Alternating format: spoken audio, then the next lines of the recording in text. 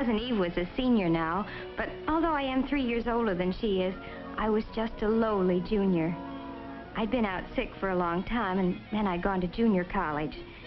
This real campus seemed wonderful to me, and it was such fun being with Eve again. Naturally, she had to show me around and try to bring me up to date. I was amazed that she wasn't engaged by now. She was prettier than ever. The number 1s are good. Let's have 2 of those, please. Make my number 3, if you don't mind. I don't see how you can eat so much so early in the morning. Are you on a diet by any chance? Of course I am, and you should be too. Every morning I exercise for 10 minutes. You can start right in tomorrow. Look, let's get this straight right now. You starve and you exercise. I eat and I watch you exercise. But it's really as necessary for you as for everybody else. Oh, cut it out. I wondered why Eve and I seemed different now, and I ended up by deciding that she was still the same attractive Eve, full of life, but a little self-centered and a little apt to push people around. I liked her as much as ever, but I wasn't so easy to push anymore. I didn't feel I needed her advice. Still, I didn't really resent it. Maybe it was that course in family relations last spring. I learned that it's a good idea to try to change yourself first if there has to be a change. Changing somebody else is practically impossible. Yet I must admit I was curious to know all about Eve, and she was more than willing to talk. Tell me about the boys you've met. You were saying something always happened.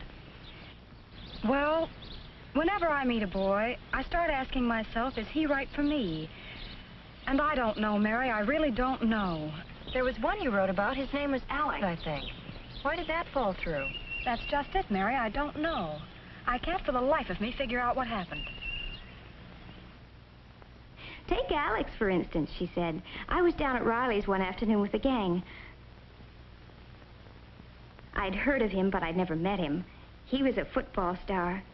I liked him, and he liked me right from the start. We found plenty to talk about, and neither one of us could figure out how we'd been on the campus for 2 years without ever meeting before. He was lots of fun. We decided to spend the afternoon together. It turned out that was just the first of a whole slew of afternoons.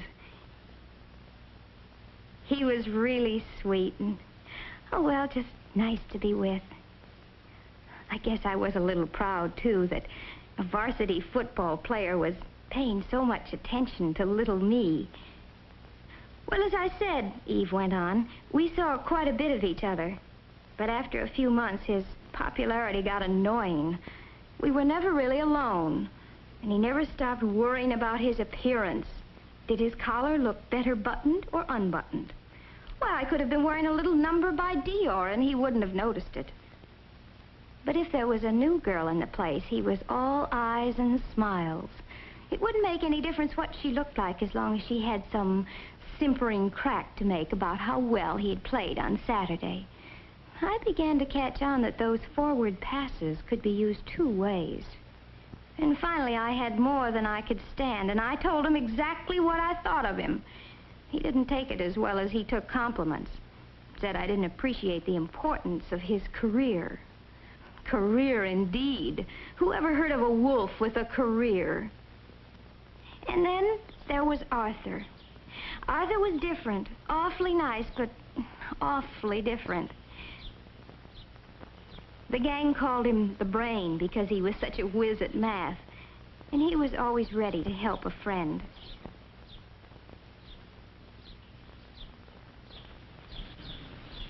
You're different from other girls. That's what you think. You're smarter. You're almost like a man. Oh, no, I'm very much the woman. I don't think of you that way at all. I don't get you at all. I know, you think math is exciting, but you really ought to get yourself straightened out. You'd be surprised how many things are just as exciting as math. Now, really, you don't think there's anything wrong with me? Oh, forget it. I've got to go now. We'll talk about it some other time. But there never was another time, said Eve. I was just another problem to him.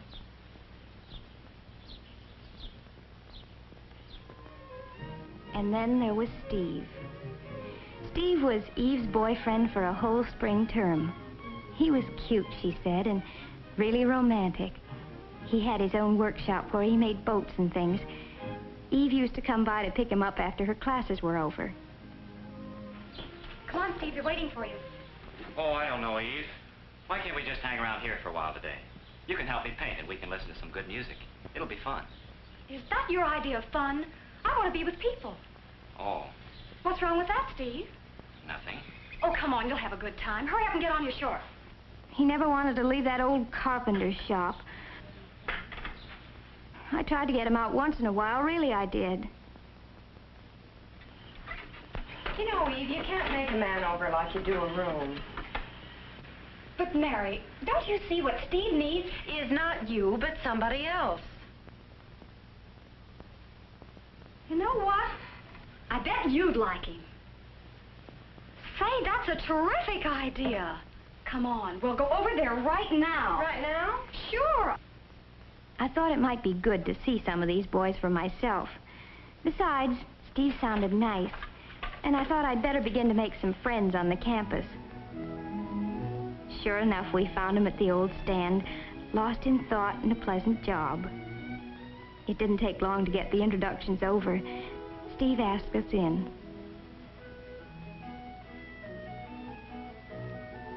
It seemed like a nice place with a real atmosphere of its own, but evidently not one that Eve liked especially.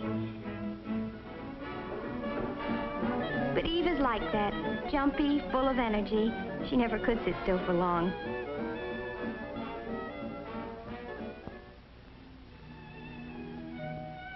I'm different.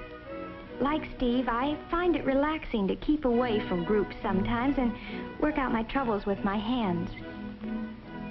Steve and I got along well together, though I could see he wondered how a friend of Eve's could be like me.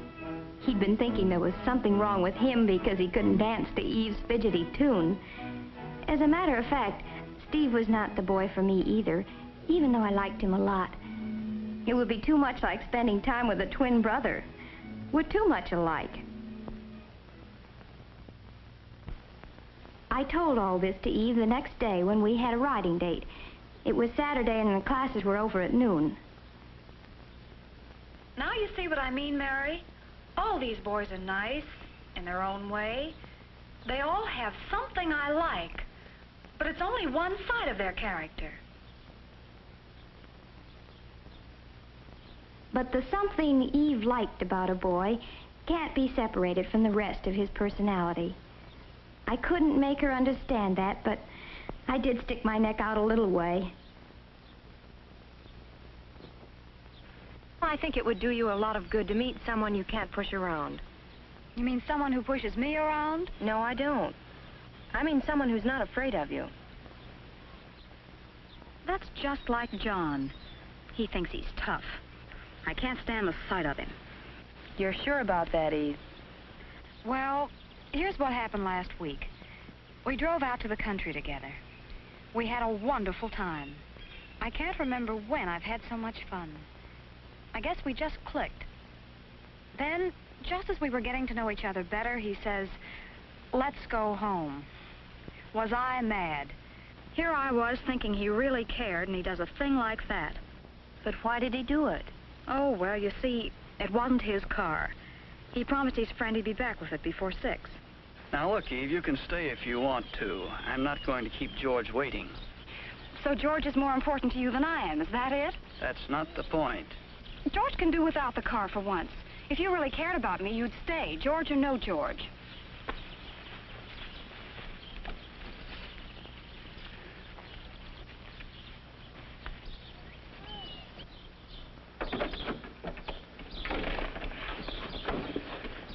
You wouldn't want me to break a promise, would you? Why not? Well, I won't. I'm not going to let George down, even for you. You'll start sprouting wings if you don't watch out. Move over, boss. You're so inconsiderate.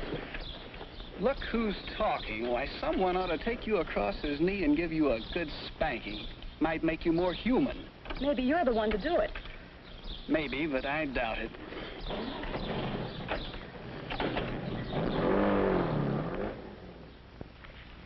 He sounds like the best of all. Are you serious? Why? You know you were wrong. How do you make that out? Well, just think about it for a second. What were you asking him to do? Prove that he liked me? What's wrong with that? That would never satisfy you. Why not? Well, that's not what you really wanted. Well, what was it then? You wanted him to do what you told him to do. That's what you always want, Eve. That's terrible. I thought I'd gone too far, but now that she knew what she was doing, she could decide for herself if she wanted to change. That's always the hard thing to learn, that if any change is possible, it must be change in yourself. You have to take other people as they come, or else leave them alone. I started thinking about Eve's boys. They had the same problem. Steve liked Eve, and he liked his hobby, too. But he couldn't have both. It would be easier to find a girl who liked staying at home. While Arthur probably needs some help in order to change. Alex had already solved his problem. A girl who isn't always competing with him for first place.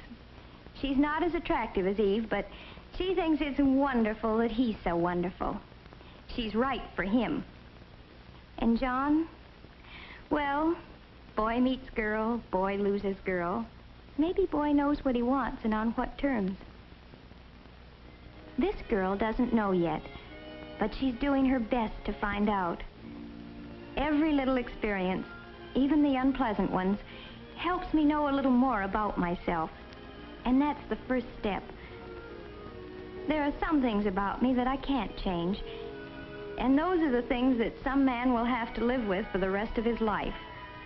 So I'll pick him with those things in mind. I hope he'll do the same for me. We'll have to stay friends for a long, long time.